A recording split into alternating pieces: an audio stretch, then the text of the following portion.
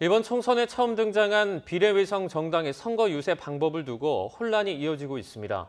선거법상 어디까지 되고 어디부터 안 되는 건지 해석이 쉽지 않기 때문인데요. 선관위 역시 처음이라 판정이 쉽지 않다며 앓는 소리를 하고 있습니다. 한현희 기자입니다. 비례대표 의석 확보를 위해 위성정당을 출범시킨 더불어민주당과 미래통합당.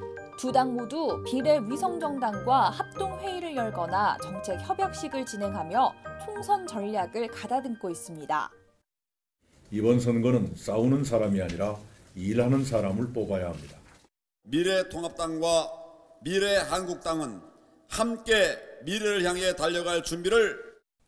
두 정당이 위성정당과 함께한 의기투합, 선거법 위반일까? 그렇지 않습니다.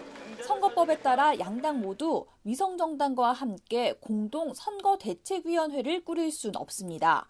하지만 다른 당의 출범식에 참석하는 것, 또 두 정당이 함께 회의하는 것 자체는 위반이라 보기 어렵다는 게 선관위 판단입니다.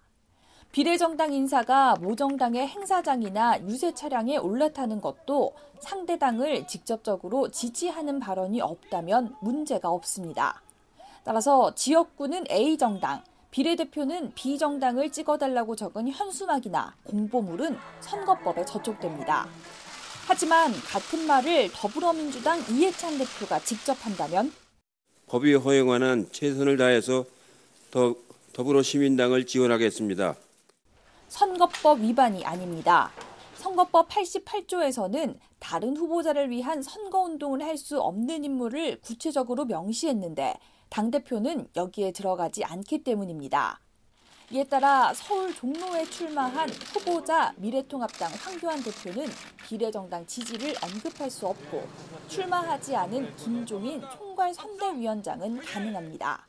선거를 어떻게 치러야 할 것인가 하는 것은 그동안 나름대로 생각한 것도 있고 하기 때문에.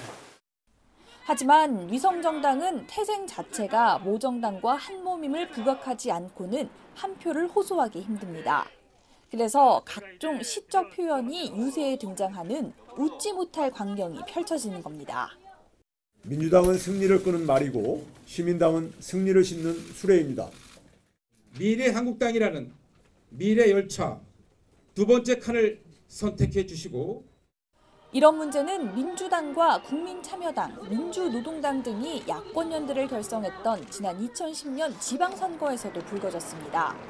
단일화 과정에서 탈락한 사람이 최종 후보자를 지지하는 발언을 할 수 있는지가 쟁점이었는데 빠져나갈 수 있는 구멍이 너무 컸습니다. 능동적, 계획적 행위임이 인정될 경우에만 처벌을 할 수 있다는 단서조항 탓에 매번 후보 지지 발언을 미리 모의했다는 증거를 찾지 못하면 처벌할 수 없었던 겁니다. 10년이 지난 지금도 마찬가지입니다. 이렇게 해석하면 선거법은 그야말로 귀에 걸면 귀걸이, 코에 걸면 코걸이가 됩니다. 법의 허점이 분명한데도 국회는 물론 선관위 역시 관심을 두지 않는 사이 꼼수 위성정당이 등장하면서 이번 선거전은 어느 때보다 혼탁한 모습으로 치러질 우려가 큽니다. YTN 한현희입니다.